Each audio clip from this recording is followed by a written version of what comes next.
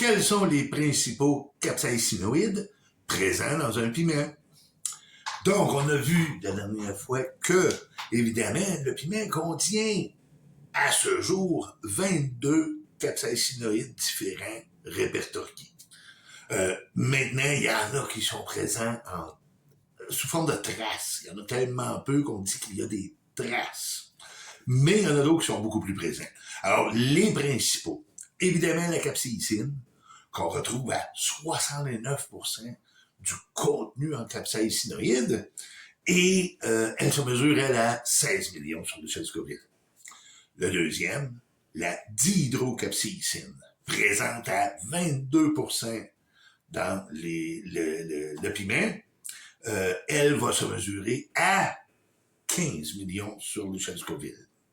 Ensuite, on a la nordihydrocapsaïcine, qui, elle, est présente à 7% dans le contenu en capsaïcinoïdes, et évidemment, elle ne brûle qu'à 9,1 millions.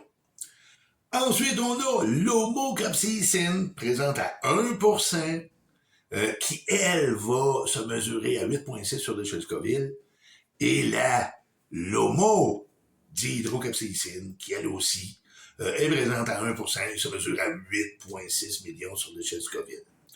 Les autres, on en parle très peu. Pourquoi? On les mesure à 0%. Ça veut pas dire qu'il y en a pas. Ça veut dire qu'il y en a moins que 1,5%. Alors, à moins qu'à 1,5%, on dit 0, on dit il y a des traces. Quand on va dire, exemple, l'homocapsaïcine est présente à 1%, mais on sait que c'est entre 0,5 et 1,5. C'est là qu'on retrouve 1%. Alors, quand on marque 0%, pour les 17 autres, c'est pas vraiment 0. Il y a une quantité, mais elle est infime. On dit à ce moment-là qu'il y a des traces. Un des 17 autres composés, là, ceux qu'on mesure les traces, qu'il faut signaler, c'est la nonivamide.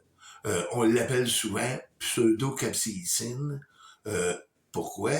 On peut la reproduire, on peut en produire.